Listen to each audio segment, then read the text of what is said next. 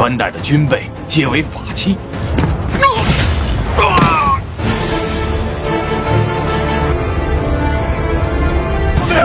站住！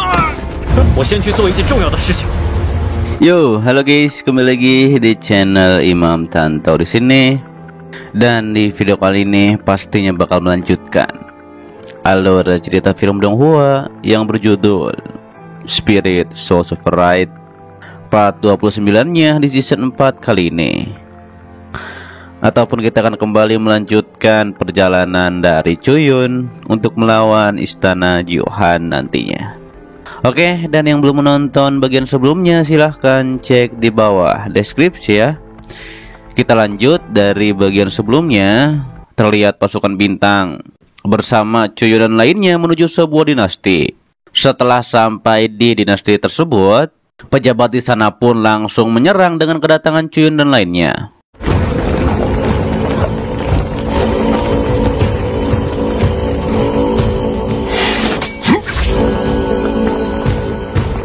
Sementara itu, para warga yang ada di sebuah kedai, mereka pun membicarakan bahwa Chuyun telah menekan semua kekacauan di 18 dinasti.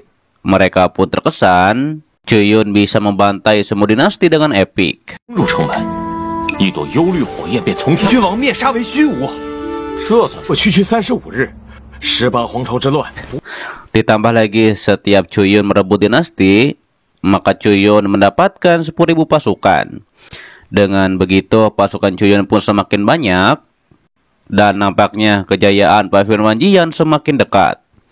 Akan tetapi salah satu orang di kedai tersebut mengatakan bahwa mereka belum bisa tenang dikarenakan situasi di perbatasan sedang genting. 各族返回18皇朝之时，边境就出。此话你们莫要忘了。 边境已经到了。 Disebabkan akan menghadapi dua sekte besar, yaitu sekte Laoji dan Shen Xiao. Daripada itu, Chuyun pun membantai semua pemberontak dinasti untuk mengumpulkan pasukan dan juga menyatukan 18 dinasti dan juga kota. Ia juga mengatakan Loyun adalah orang yang bijaksana dan tidak mengambil keuntungan dari kekacauan 18 dinasti. 邓显和令天冲等强者镇守燕贤关，力量却从未想过享受荣华富贵。 Di sisi lain, Xiaohu pun tiba di kota Zhong dalam keadaan terluka. Setelah bertemu dengan para penjaga, ia pun mengatakan ia pun ingin bertemu dengan Chuyun untuk memberitahu bahwa sekte Laojin dan Shen Xiao mulai menyerang. 大罗金门和石礁阁主在何处？速速带我去见他。 Tak lama setelah hal itu muncullah Chuyun di sana dan ia pun menyembuhkan luka Xiaohu. Chuyun pun bilang agar Xiaohu menceritakannya pelan-pelan. Xiaohu pun memberitahu bahwa ketika ia dan senior lainnya membangun benteng, ketika di malam hari tiba-tiba saja dua sekte itu pun menyerang dengan jutaan pasukannya yang membuat benteng hancur dengan mudah. 袭击，对方所率军队的数防御工事，但是没想到。 最担心的事，终究还是发生了。轻而易举地冲散了我们的防御工事。 Ditambah lagi mungkin dua sekte itu telah melakukan pembantaian di gerbang kota Yansing. Sementara itu terlihat Wu Jingsu dan dua senior lainnya melihat pergerakan pasukan dua sekte yang semakin cepat.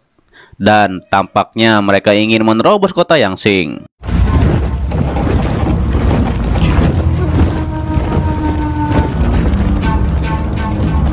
是想直接攻破燕江城。大罗金门和神霄殿连夜发动袭击。 Ditambah lagi pasukan dari pihak Chuyun hanyalah 100.000 orang. Berbanding jauh dengan pasukan dua sekte yang memiliki pasukan jutaan. Senior maupun menyarankan untuk menguras energi pasukan dua sekte agar memiliki kesempatan untuk menahan mereka semua. Hingga akhirnya Senior Lin pun pergi untuk mengurangi kekuatan dua sekte. 留在这里主持大局，我这就去走上一率三而竭，要求。 Kemudian Senior Lin pun menyerang dengan kekuatan gunturnya. Namun pasukan dua sekte menahan serangan guntur, yaitu dengan membentuk tameng spiritual. Senior Lin pun terkejut dua sekte sudah merencanakan hal ini untuk menahan serangan Senior Lin dengan mudah. Ditambah lagi mereka masih bisa menyerang dengan serangan ribuan pedang. Senior Lin pun menduga bahkan Kaisar bela diri saja tidak akan bisa menahan pasukan dua sekte ini.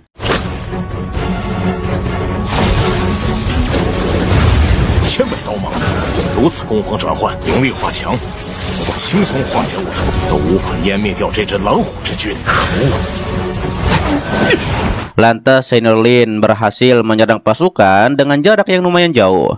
Namun ia mengatakan jika serangan selanjutnya tidak berhasil, maka kota akan dalam bahaya. Dan tiba-tiba saja muncullah dua orang ketua sekte. Salah satu darinya mengatakan Senior Lin harusnya mengkhawatirkan dirinya daripada orang lain. Mendengar hal tersebut, Senior Lin pun langsung menyerangnya. Kemudian ia bilang gosip itu memang benar, bahwa Senior Lin memiliki temperamen yang buruk. Hingga akhirnya akan terjadilah pertarungan antara Senior Lin dan juga dua ketua sekte.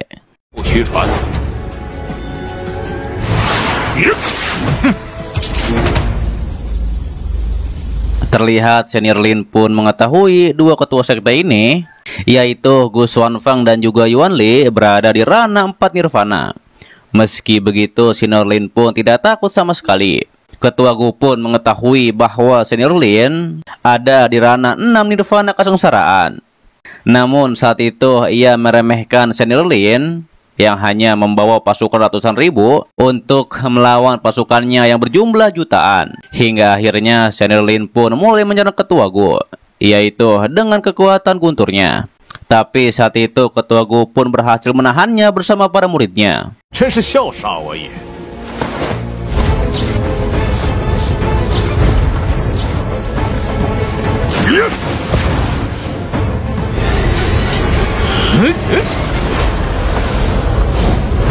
Terlihat Ketua Yuan Li juga menyerang Senior Lin dengan menggunakan pedang dolonya. Mengetahui Senior Lin terdesak, Senior Mo menyerang menggunakan pelo iblisnya dan berhasil menekan pasukan dan juga dua ketua sekte.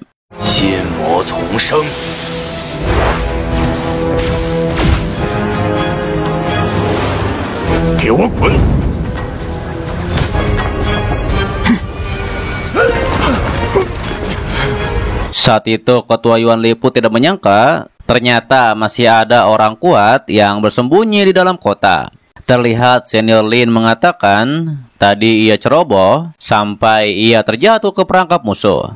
Senior Mo pun menyarankan agar segera evakuasi warga di kota Yanxiang. Akan tetapi saat itu dua ketua sekte pun menyuruh pasukannya untuk membantai semua orang yang ada di kota. Hingga akhirnya pasukan dua sekte pun akan masuk ke kota dengan memakai rantai spiritual yang mereka keluarkan.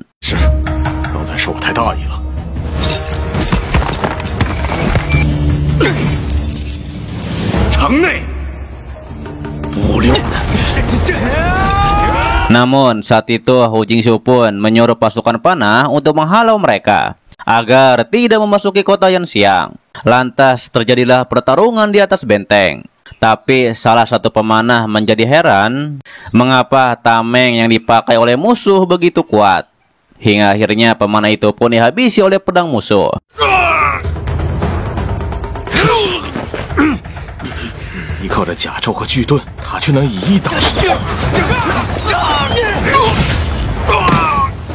Sementara itu Senior Mo mengetahui dua sekte ini ahli dalam pedang dan juga bertahan. Dan ketika mereka bergabung, maka kekuatan mereka meningkat pesat. Ditambah lagi senjata yang dipakai oleh dua sekte adalah senjata pusaka, sedangkan pasukan kota hanya memakai senjata biasa saja. Lantas Hu Jingxiu pun akan memakai kecepatan pasukan Jingtian untuk menyerang. Dikarenakan kecepatan adalah kelemahan dari pertahanan. Namun tanpa disangka, benteng pun berhasil dijebol oleh pasukan musuh. Dan pasukan musuh mulai membantai para warga.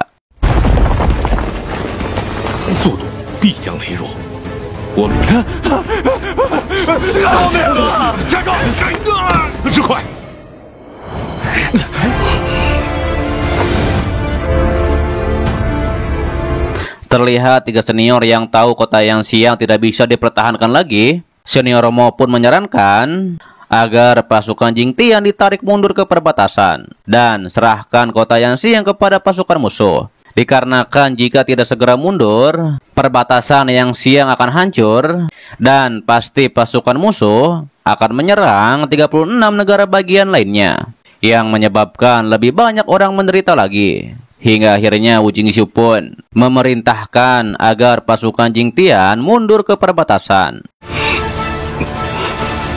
永生永世活于痛苦之中，降关被破，对方将大举全速退守燕翔关。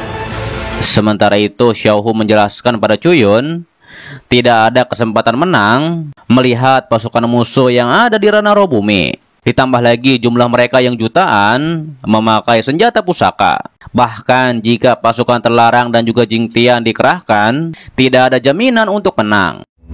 对方已经大举来犯， 即便是振兴卫和禁军旅，皆为法器，单单依靠 Lantas Cuyun pun tahu bahwa pertempuran ini tidak bisa dihindari.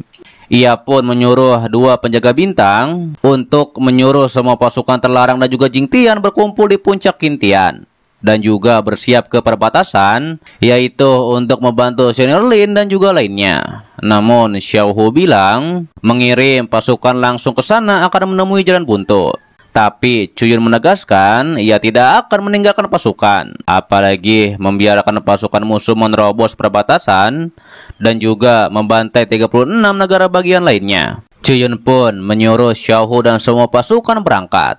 Sedangkan Cuyun sendiri pergi menaiki piton besan dan akan melakukan sesuatu yang lebih penting terlebih dahulu. 突破燕翔关，大肆屠戮散，只有半分拖延。我先去做。 Oke guys, itu adalah dari Speedy Super Ride part 29-nya di season 4 kali ini. Dan untuk part selanjutnya akan di-update setiap seminggu sekali ya.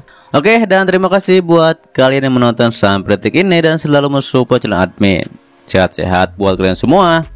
Dan juga jangan lupa di subscribe ya, agar kalian tidak ketinggalan setiap video baru lainnya ya. Oke, dan sampai jumpa kembali di video selanjutnya. Till next time and bye-bye.